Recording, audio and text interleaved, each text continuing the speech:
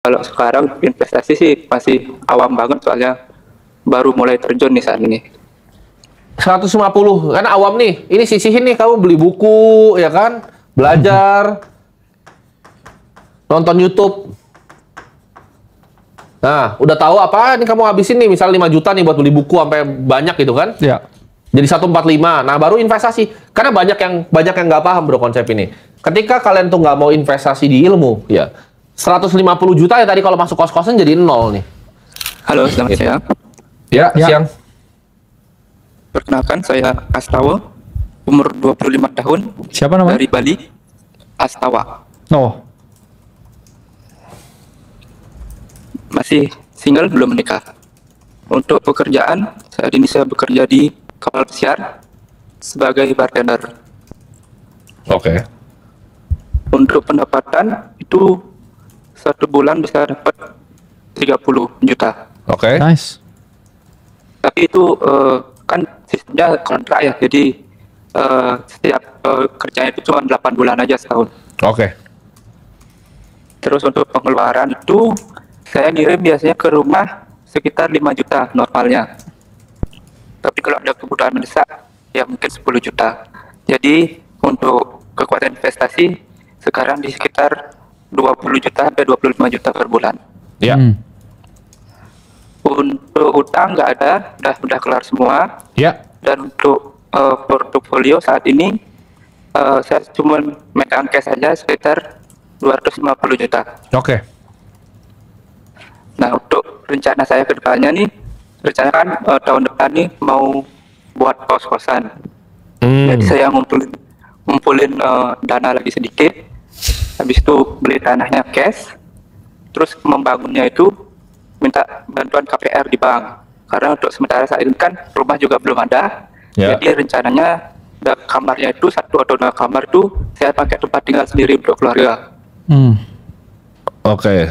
Nah, jadi gimana nih menurut pandangan Bro Dikma Prof Kakak nih, wise nggak gitu loh? Oke. Jawaban pertama udah pasti nggak wise ya.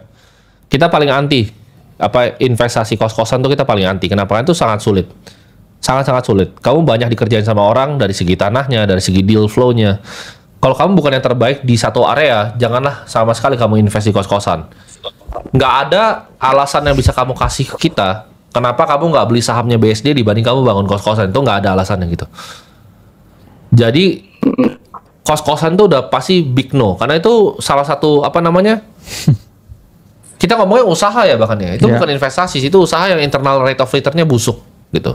Kamu mendingan beli kepemilikan di perusahaan properti yang memang besar yang bergerak di sana udah 20-30 tahun. Nggak ada akal sehat yang bisa meyakinkan saya sebagai orang yang berkecimpung di dunia investasi selama 10 tahun, kos-kosan tuh investasi yang lebih baik ya dibanding kita beli REITs gitu loh. Real Estate Investment Trust atau kita beli misalnya sahamnya BSD atau Sumarekon, nggak ada alasan konkret gitu kenapa harus bangun kos-kosan. Jadi jawabannya, kamu kan punya cash 250 juta ini, ya kan? Iya. 100 tuh kamu jadiin dana darurat. Kamu tahu dari DPU nih. Ini nggak boleh kamu sentuh nih. Ini kalau kamu kenapa-napa, ya kan? 150 kamu investasi. Coba misalnya saya tanya kamu mendingan punya bank BCA ya atau kamu punya kos-kosan? Mau BCA sih. Ya, terus kenapa 150-nya mau ditaruh ke kos-kosan terus kamu ngambil hutang yang kamu nggak perlu? Untuk kamar yang kamu nggak perlu di tempat yang nanti kamu kepusingan ngurusnya. Kamu kan kerja bahkan di kapal pesiar, bahkan mungkin teleponnya keresak-keresok nih. Kamu nggak bisa ngawasin itu kan? Kamu nggak punya orang, kamu nggak punya kemampuan bahkan untuk gaji orang untuk manage kos-kosan kamu. Ya itu rencananya kan satu atau 2 kamar itu pakai keluarga di rumah yang nempatin gitu. Kenapa harus di kos-kosan kamu? Berarti bukan kos-kosan dong, itu mau bangunin keluarga rumah, itu beda tuh. Beda lagi konsepnya itu. Kalau kamu mau bantu keluarga aja, jangan digabungin sama kayak investasi sama bisnis gitu. Karena itu dua hal yang sangat berbeda. Jadi ketika kamu mau desain ya 150 jutanya untuk apa? Nggak usah kos-kosan deh. Kalau kamu bisa yieldingin 5%, 6%, kamu bisa taruh di government bonds kan? 150-nya. itu masih ada capital loh 150, nggak nyangkut. Kamu taruh kos-kosan nyangkut loh itu duitnya. 250-nya lagi kamu mau taruh di kos-kosan. Itu kamu kerja di kapal pesiar udah lama, kamu duitnya jadi nol nanti semuanya. Oke, jadi kelanjutannya itu berarti investasinya itu kemana nih bagusnya? Kan dari dana 150 sama Ya. ada per bulannya lagi 20 itu dialokasikan kemana nih? Oke, apa yang kamu ngerti sekarang? Kalau sekarang investasi sih masih awam banget soalnya baru mulai terjun nih saat ini.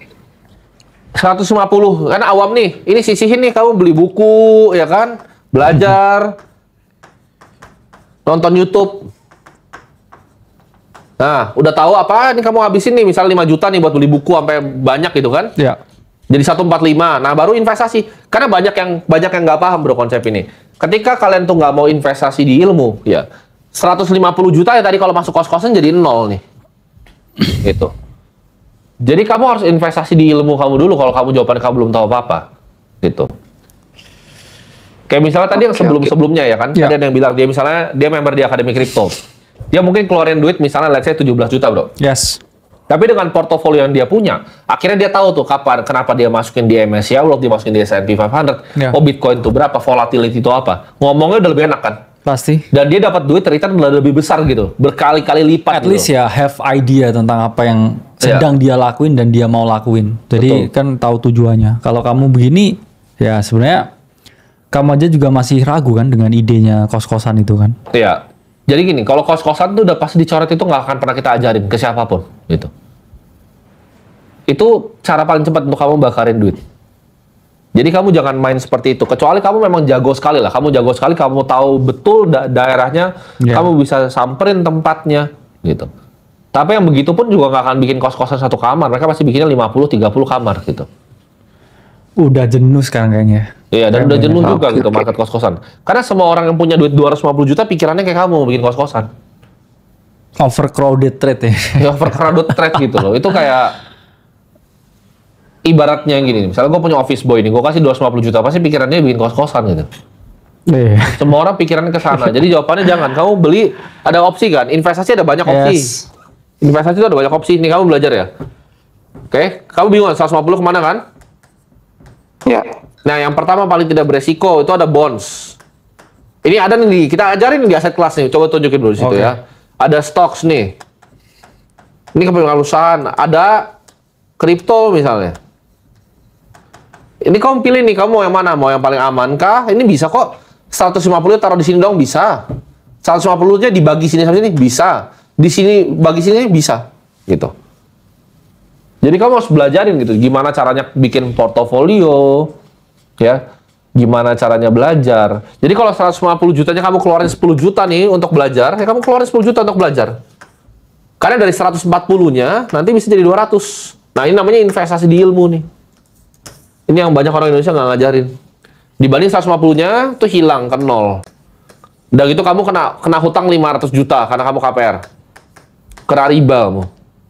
Nih riba. Karena kamu mau hemat 10 juta dan kamu ngerasa udah pintar gitu. Jadi 150-nya kamu belajar dulu, kamu tahu nih aset kelasnya, baru kamu investasi. Clear ya? Oke, siap-siap. Oke, keren. Thank you.